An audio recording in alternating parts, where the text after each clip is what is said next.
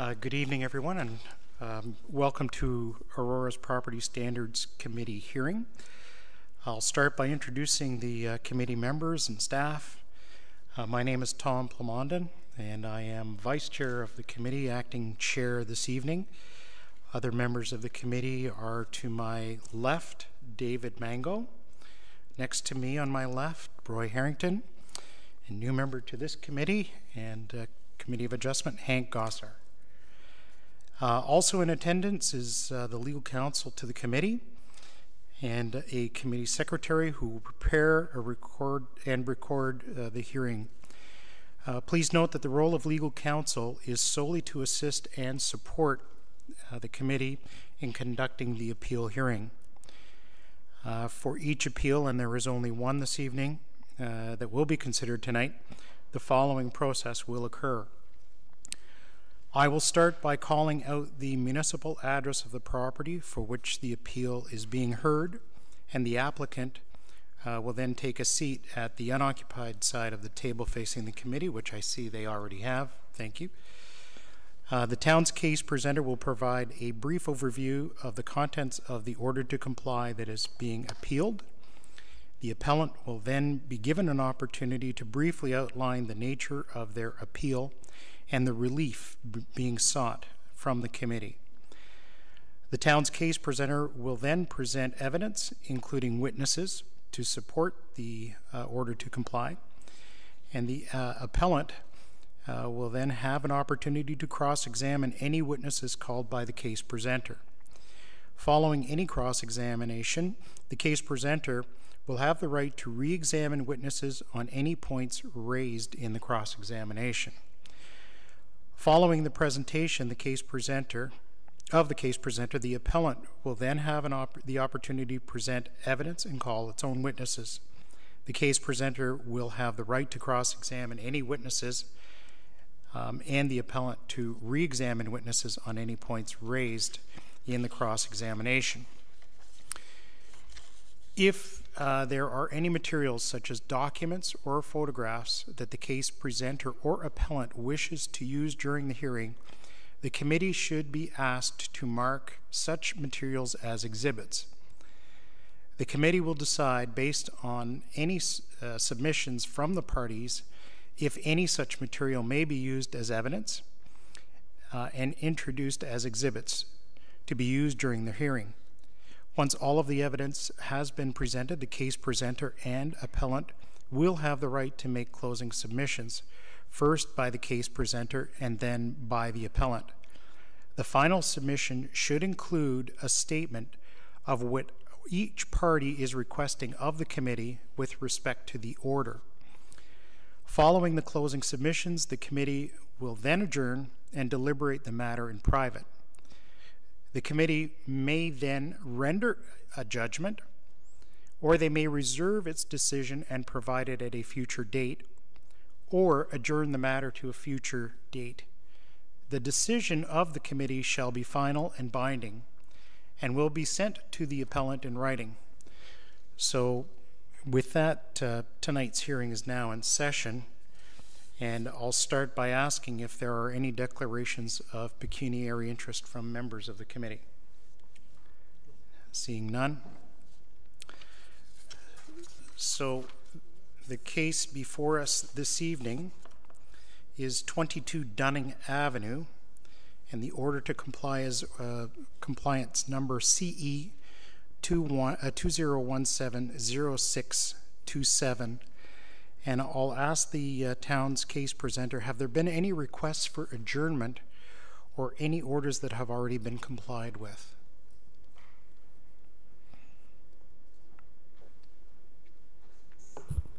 So, Mr. Chair, there has been partial compliance, and in fact, we've had some discussions in advance of meeting here tonight, because there are some circumstances that we've been made aware of that would change how we're going to, hopefully, how we're going to proceed tonight. So if you'd like, I'll quickly go through those and outline those for you, and then let the committee decide on how we want to proceed at that point. That sounds fine. Okay. Thank you. I'm Mandy Eddy. I'm the Manager of Bylaw Services for the Town of Aurora. Sorry, I left a sheet over there. On April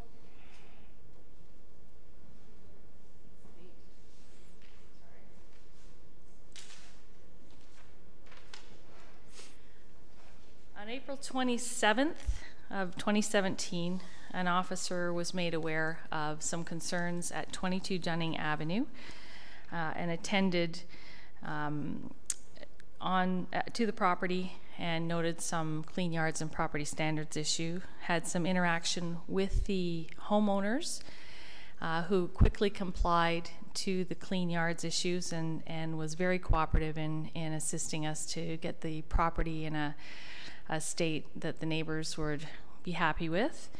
But there were additional items with the home that required some extensive work. In speaking with the officer, and the intention, of course, of the new owners was to move into the property, and they realized at that point that they felt that the house wasn't going to be the type of house that they could live in. So they were, their plans were to demolish the home. They did get a demolition permit, but it appears that some of the costs might be a little bit prohibitive for them. So they've opened up their options by listing the house for sale. The property owners are in 100% agreement with the order to comply and have every intention of either repairing the house to the standards required.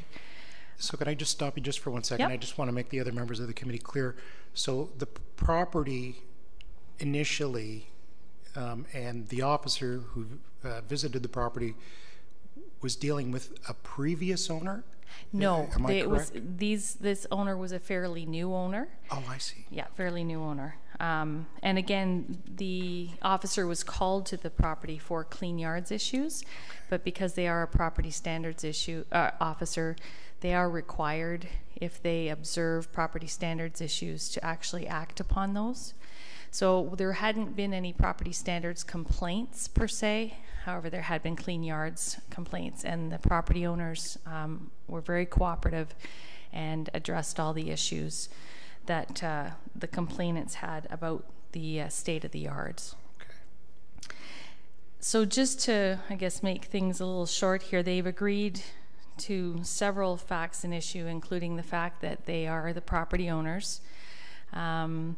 And they've agreed that the issues on the order to comply, which is order number CE 20170627, that all of the requirements in the order they've agreed to comply with. But because they are still working, trying to either sell the home or raise the funds to demolish the home, we've had conversation, and there's really only one issue that the town has that, in concern of safety, but in conversation they've agreed to rectify that safety issue. So at this point in time, they've agreed to, if it's in the interest of the Property Standards Committee, they've agreed that the order could be confirmed and that we would give them an extension on almost all of the parts of the order to comply until July 20th, 2018, with the exception of one aspect of the home, and that they would, within the next 3 weeks, make that area safe. And I can go into details later. But they've agreed to do this and to maintain the yard. So at this point in time, you know, the town and the homeowners have come to an agreement that I think is beneficial for both the property owners and for the town, and it would certainly give them some options. Confirmation of the order is important, though, by the Property Standards Committee, simply because if they do sell the home, we want to ensure that the order is registered on the title so that the next homeowner again has to comply with those particular orders. So I guess I can ask how you'd like me to proceed at this point in time. you can certainly ask if they're in agreement. I'm pretty sure we're all on the same page on this. So I'm not sure that we actually then need a full presentation. And I'll defer to the other members of the committee. If you wish a full presentation, we can do so. Or what we can do is, if perhaps just a quick summary of what you expect within the next 3 weeks. I can do that, yeah. And then we can confirm the order in its entirety. But Okay. I guess for the sake of perhaps Well, I can tender all the exhibits okay. that would be required. So I guess the first exhibit would be the title. So the tax roll. We have a confirmation of ownership, and I think this has been agreed to by both parties. So we'll tender that as Exhibit 1. It's actually, I think, still over there.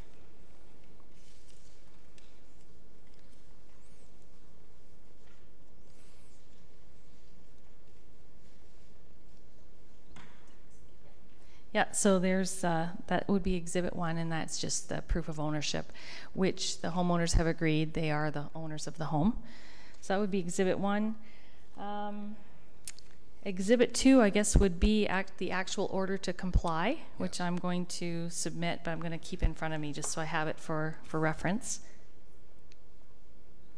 And that would be Exhibit number 2. So that's the order to comply.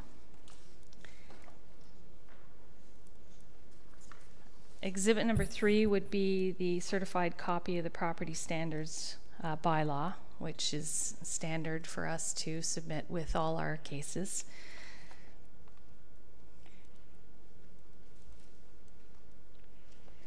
And then the only other exhibit that I have is actually a photograph of the area of concern for the town. So although there are several property standards issues, like I said, none of them have any safety repercussions to the public, except for, oops, difficult to see here. If you can see, the front railing of the house is not very secure. In fact, it's quite dilapidated, and as is the front steps. The cement on the front steps are all worn away and crumbling. So this is actually the exhibit of the front steps. There's another one there that shows you a little bit closer view. And we have asked the homeowners to secure that, to ensure that nobody could climb up those steps or enter up towards the front door of the home. And in addition to that, to secure the back gate so that nobody can enter into the backyard. And further to that, to shut off the water supply to the home so that there aren't any accidental leaks or over the winter time should it happen to get cold in the home. And finally, just to maintain the front lawn to less than 8 inches to comply with the Clean Yards bylaw. So those are the 4 things that we would require. The maintenance of the lawn would be ongoing, of course, and 3 weeks in order for them to shut off the water, secure that front entry so that no one could access the steps, and to lock the rear gate. Other than that, the rest of the order, if it were to be confirmed, we would ask that they would comply within 1 year from July 20th of 2017, so it would be July 20th of 2018. And that's all the town is requiring at this point in time. And if the order is confirmed, we will register the order on the title. Okay, thank you very much. I'll ask the appellant if you wish to add anything to that, or if you are actually in agreement with the proposal that has been put forward by the town, and any evidence, should you wish to, bring forward.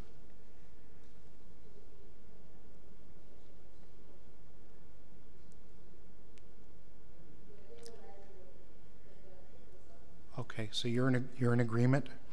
Okay. So I guess perhaps, thank you.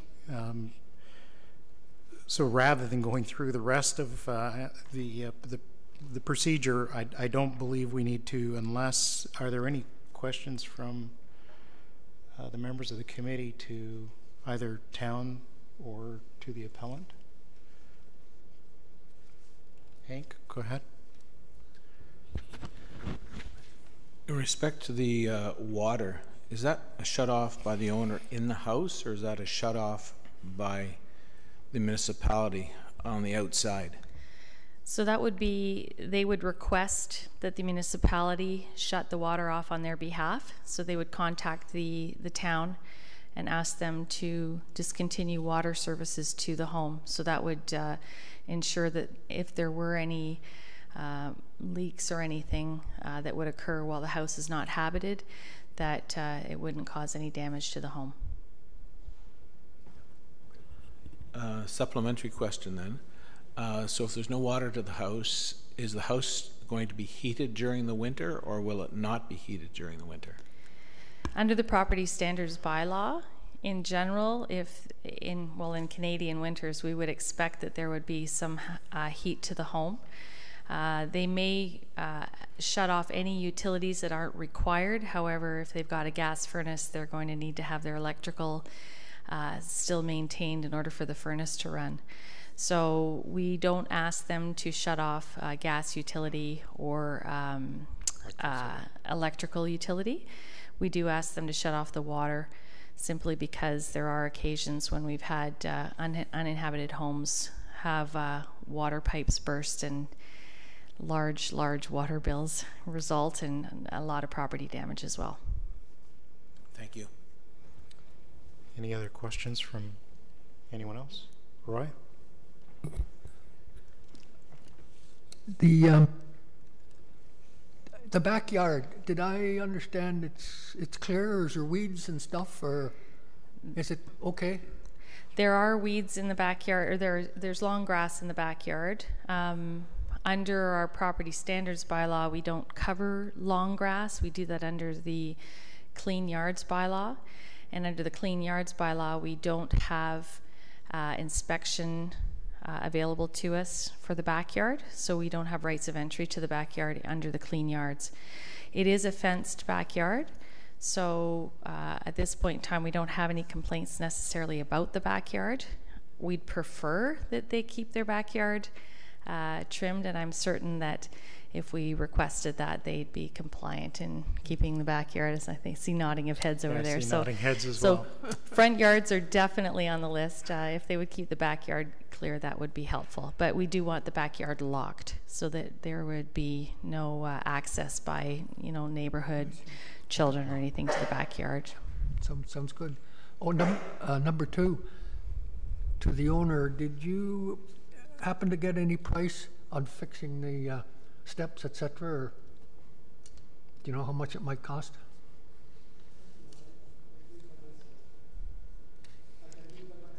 You can do it yourself. Oh, you're a contractor, eh? Okay. Thank you. That's fine. David? Chair, just to confirm, so the town, they are proposing to deal with these other issues within 3 weeks. Do you think you can do those works within 3 weeks? No, okay. The question to the town, will we have the benefit of looking at the other non-compliance when we meet at the back? Yes, you can. The order to comply is actually quite a bit shorter than some of the ones you've Yes, I've seen that. been privy to in prior cases. So there's a number of issues, but they're not overly extensive. It's just it's a matter that repairing these things wouldn't be prudent if the house was going to be demolished, and it's something that could easily be accomplished by somebody who purchased the house. So there's not a real concern about when they're done. Eventually something has to be done, but it doesn't have to be done today. So That's why we thought we'd give the homeowners an opportunity to either raise the funds to demolish and rebuild, or to sell the property and give them a little bit of breathing space on that. Maybe the last one, just to confirm, so nobody is living at this property? Okay, thank you. So just one sort of point of perspective from myself, and I guess it relates to the comment with regards to safety. Now, looking at the photo, that front railing is, I'm going to say, questionable in terms of its integrity. The stairs are there. They pose a hazard. So when we refer to securing the property that way, there's two options. The first option, I guess, would be to repair and service the staircase, the concrete staircase. The benefit that I see to that, at a minimum, is that in the event of an emergency, anyone needing to, if fire services had to get in, they would be able to, without too much difficulty, get to that front door and get into the building if anything should happen. The other option would be to completely barricade it, in which case, in the event of an emergency, it's barricaded.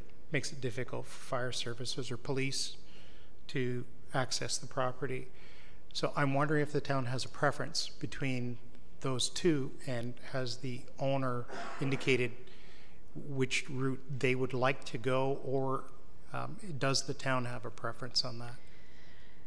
I think I'd like to leave this to the homeowner to make the decision. I think you've hit the nail on the head for say that repairing that front entryway would make it much better for safety personnel if they had to enter the property. And additionally, if they were selling the house, I'm sure they would agree that if they made that entrance safe, it makes it a lot easier for somebody to view the home and purchase it. So I'm going to leave it to the homeowner. We don't have a preference either way, as long as it's made safe. I don't want to impose our restrictions on them that way. We just want to make sure it's safe. So I think, like I said, it's prudent to fix it, but if they can make it safe by barricading, that would work as well. Okay. So again, that's just leaving that option.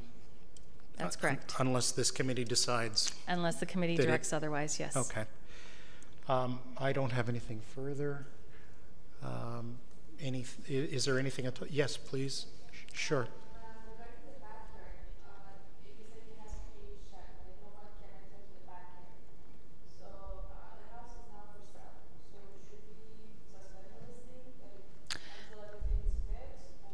You can give your realtor, I think, a key to access that. You could certainly let the realtor have a key to access it. I think that would make it, yeah. So the client has to enter with the realtor to the backyard, right? Or, well, the realtor that's going to show the house in general in Canada, they have, they usually have keys to anything they have to access, whether it's sheds or the home. So we don't necessarily require that nobody enter the backyard, like the realtors would enter the backyard or prospective purchasers. We just don't want to have neighborhood kids gathering back there or stuff. So it's just to keep it locked when nobody's there. Okay, good. Thanks. Thank you. Was there anything else that you needed to have us look at or address? David, I think you had one more comment. On behalf of the apparent, I'm looking at, you have given them the two options. The case presenter had one option which that agreed with them, and that is to repair within 3 weeks. Now you introduce another alternative of whether they need to barricade, and you have not asked them to decide whether it's repairing within 3 weeks or barricading, because when we go out there, we make a decision, we have to make a decision on one. Unless maybe if you want to leave it open for them to decide. Well, again, we can ask the property owner that question. So you have, from the town's perspective, both options are open to you. Obviously, the argument that was just made is a very good one. If the house stays on the market and you want people to be able to access it, perhaps repairing the steps in the front and repairing the railing would help to show the home, number one, and make it safe for the people who are visiting the property and the listing agent. So that's a benefit in doing it that way. There's a cost associated with it, but so is barricading it. And the barricading of it has to be secure. In other words, it has to be done in such a way that people can't get to those stairs, can't climb up and fall off of, you know, the landing that's there. And there's you know, obvious liability issues. I'm not going to speak to that, but there's you know, concerns there for people's safety, as the town has expressed. So if you have a preference, you can certainly let us know that. If not, the town is suggesting they would like to leave it up to you and leave it flexible to you. You can maintain that position, or we may decide, you know, that it might be more prudent to repair and repair the railing. So if you have any preference and you want to let us know what that is right now, you can certainly do that.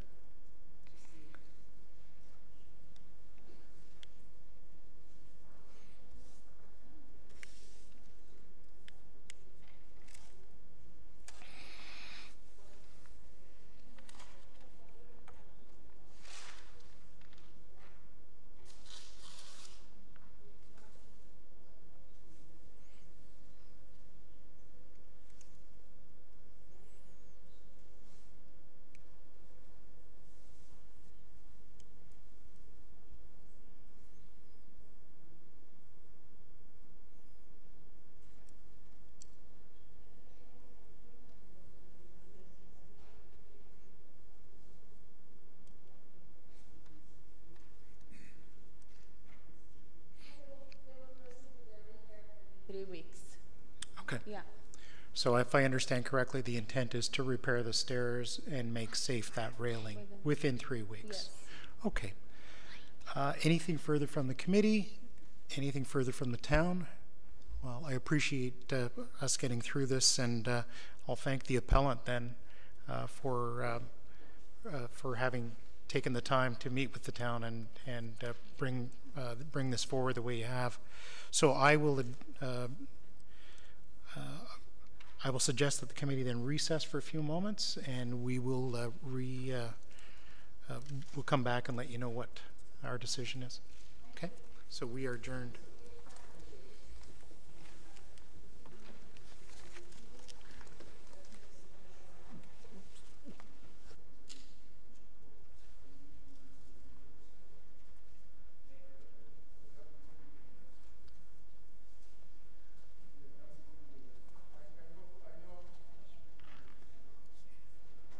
Are you still working, Hank? No, I'm finally, well, it's a qualifying statement. I'll tell you about it after this. Okay.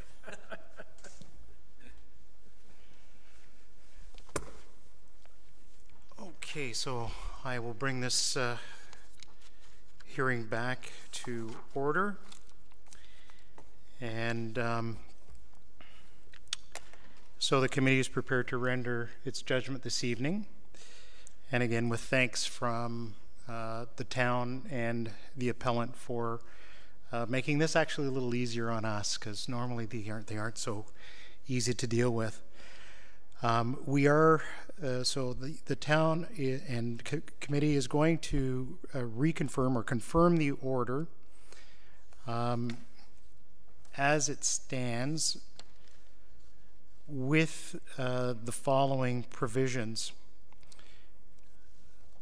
And we've added one minor thing to it that we have found within the order itself.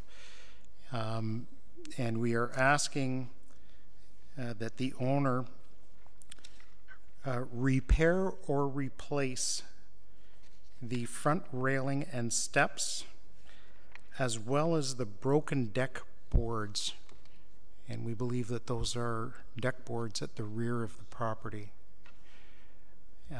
And that those repairs or replacements take place by Tuesday, October the 10th, The reason for Tuesday, October the 10th is Monday. The 9th is a holiday, so we felt that it was prudent to make it Tuesday, the 10th of October. For those items, and that the balance of the order would include a delay to July the 20th, 2018 for the balance of those issues. We also believe that that the property itself has had the grass cut, and we understand that that is going to be maintained, so that the property be maintained. So that's the decision of the committee, and I will adjourn the meeting on that point. Thank you very much. So you'll be receiving a copy of this in writing from the town in the next few days. Okay? Thank you.